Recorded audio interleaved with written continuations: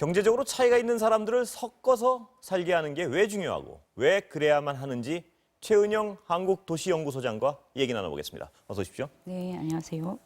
소장님, 소셜 믹스를 좀 알기 쉽게 설명하면 섞는 거죠? 네, 그렇죠. 그 사회적으로 섞는다라는 예. 건데요. 보통은 뭐 인종, 경제적인 지위, 소득 뭐 이런 것들에 따라서 이제 사람들이 비슷한 사람들끼리 모여 살려고 하는 경향이 있지 않습니까? 예. 근데 이제 사회적으로는 그 사람들이 섞여서 사는 걸 좀 이상적으로 보고 정책적으로 이제 그런 정책을 펴는데 그런 것들을 소셜 믹스라고 하죠. 예. 왜 기본적인 질문을 드리겠습니다. 왜 섞여야 합니까? 그냥 끼리끼리 살면 안 되나요? 네, 끼리끼리 사는 것에 사실 장점이 없지 않죠. 예.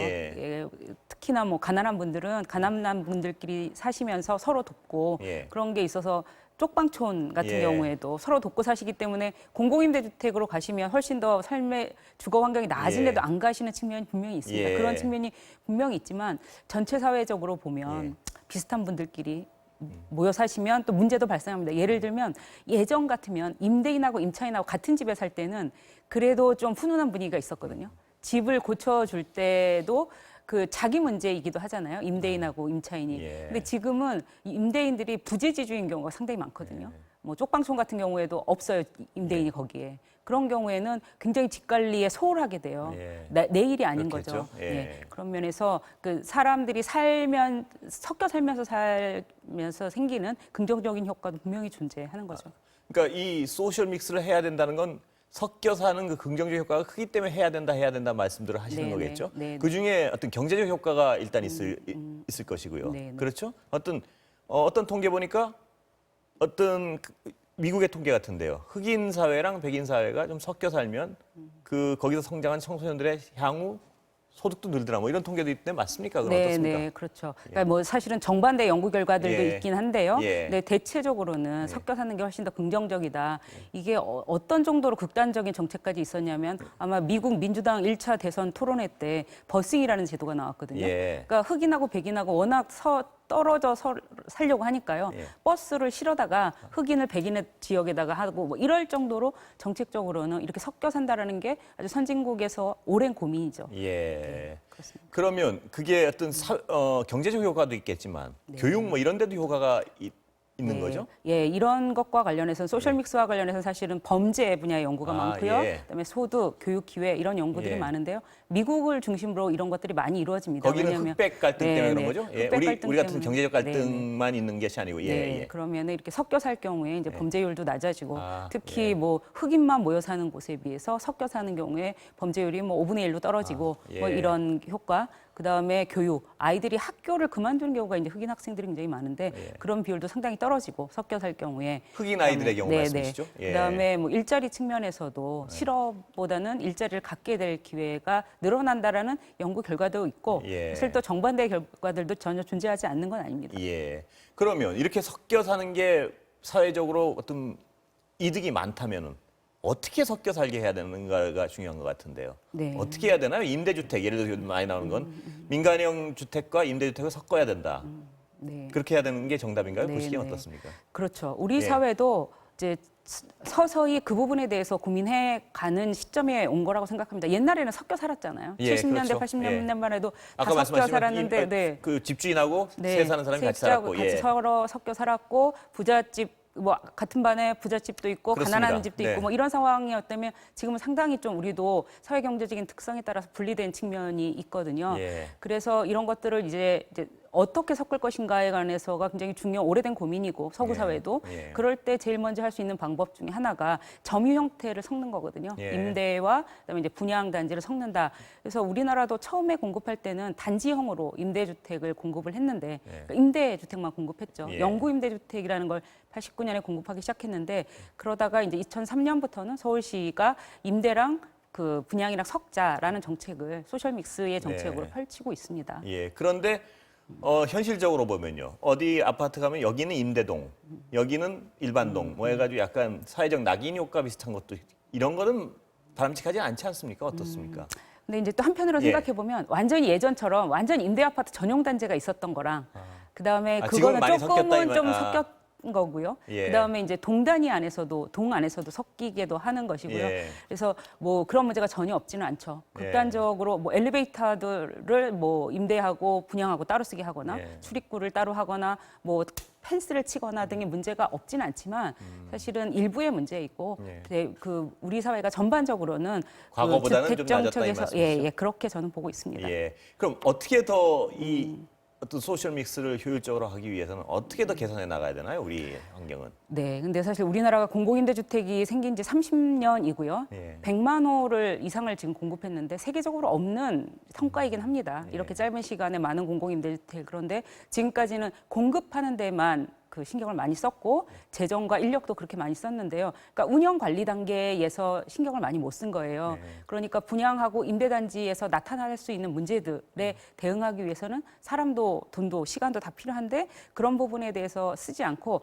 제도적으로도 사실 굉장히 미비한 점이 어떤 많습니다. 부분이 그럴까요? 예를 예. 들면 임차인 대표회의는 예. 주택 소유주들만에 의해서 구성되고 예. 그분들에 의해서 그 의사결정이 이루어지니까 커뮤니티 시설인데 같은 단지에 임차인들 분양이 아닌 임대단지에 사는 분들은 못 이용하게 한다. 뭐 이런 의사결정을 내릴 수가 있거든요. 예. 그래서 지금 우리나라도 방향은 사는 것 중심으로 그렇게 주거 정책이 가고 있지 않습니까? 예. 그러니까 뭐 사고 팔고의 상품으로서 보다는 예. 사는 것 중심으로 가고 있는데 그러면 이런 것도 의사결정도 집을 가진 사람이 해야 되나? 근데 집을 가진 사람은 거기에 살고 있지 않은 경우가 서울 같은 경우 굉장히 높거든요. 그렇죠. 예. 그러면 살지 않는 사람이 그 단지의 의사결정을 할 것인가 아니면 그 거주민이 할 것인가에 관해서 좀 제도적으로 정비가 안 된 측면이 있습니다. 그래서 법적으로 임차인 대표 회의라는 게 최근에 이제 2020년 2월에 비로소 의무화되었고요. 예. 그런 이제 법적인 미비한 점들을 개선하고 그리고 이제 아까 말씀드렸던 것처럼 공급 단계에만 예산과 인력을 쓸 게 아니라 운영 관리 단계에도 예산과 인력을 쓰는 방향이 필요할 것 같습니다. 아, 그러니까 지금 방금 말씀하신 지금 어떤 대표성을 가진 대리인들을 뽑을 때 실거주자들이 그 행사를 할 수 있도록 자기 네, 네. 그렇게 바뀌어야 된다는 말씀이시죠? 네, 네. 우리는 그게 예. 마치 아닌 것처럼 생각하잖아요. 예. 그런데 우리나라에 2018년에 유엔 주거권 특보가 오셔서 너무 이상하게 생각하더라고요. 아, 예. 네, 어떻게 사는 사람이 결정을 안 하고 집주인이 밖에 있는 밖에 있는- 소유주가 결정하냐? 부재지준 거거든요. 그거는 네. 그거는 그쪽에서 보기엔 말이 안 되는 것 같이 네. 보이겠죠. 네, 그러니까 네. 실제 거주하는 사람들은 아무런 어떤 자기 공간에 네. 대한 권리를 네. 행사하지 못하고 네, 네. 아, 뭐 아무런 게 없진 않지만 예. 상당히 미약한 거죠. 집을 예. 소유한 사람의 살지 않는 소유자에 비해서 예. 그 단지의 의사결정 어떻게 운영할 것인가와 관련해서의 의사결정 기구는 집을 가진 사람이지 거기에 새들어 사 있는 민간 주택에 사는 사람도 아니거든요. 예. 그런 점에서 그런 부분이 좀 개선이 필요하다고 생각합니다. 아까 소장님 말씀하시지만 그리고 어떤 임대동이 만약에 섞으면 더 좋다고 하는데 예. 분리가 돼 있더라도 어떤 복지 시설이나 이런 거에 대해서는 전혀 차별 없이 그게 같이 섞여서 굴러가야지 좋은 거 아니겠습니까? 네, 그리고 뭐 예. 좋은 방향은 예. 임대 분양이 완전히 섞여 있는 형태가 더 좋을 거라고 같은 생각합니다. 동네에서도 막 섞여 있고요. 같은 누가 동안에서도 누군지 전혀 섞고, 모르게. 예, 영국 같은 데는 그런 고민을 많이 하는데요. 그렇게 예. 임대인지 분양인지 모르게 집을 짓고 살게 하고 하는 것이고요. 네. 그다음에 뭐 커뮤니티 시설 같은 것들을 같이 써야 되는 건 너무 당연한 건데 네. 이제 그런 것과 관련해서 그러면 이게 일차적인 책임이 누가 있느냐? LH공사나 SH공사처럼 임대 사업자가 일차적인 지금 법적으로는 책임이 있거든요. 예, 어떤 부분에서 그러니까 그렇습니까? 제가 아까 말씀드렸던 것처럼 인력과 재정이 더 필요하다는 건데 예. 문제가 발생하고 있잖아요. 예. 커뮤니티 시설도 못 쓰게 하고 예, 예.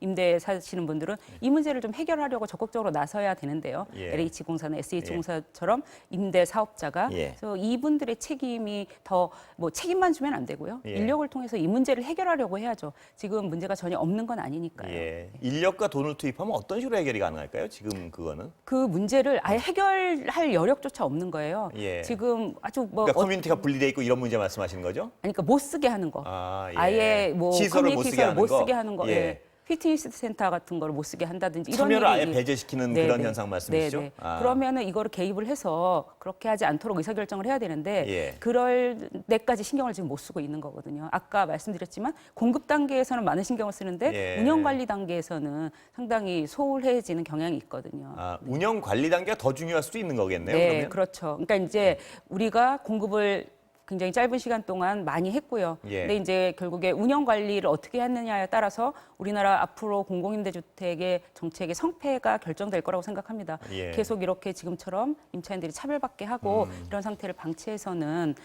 지금은 사실 공공임대주택이 상당히 성공적으로 진행되어 왔는데요.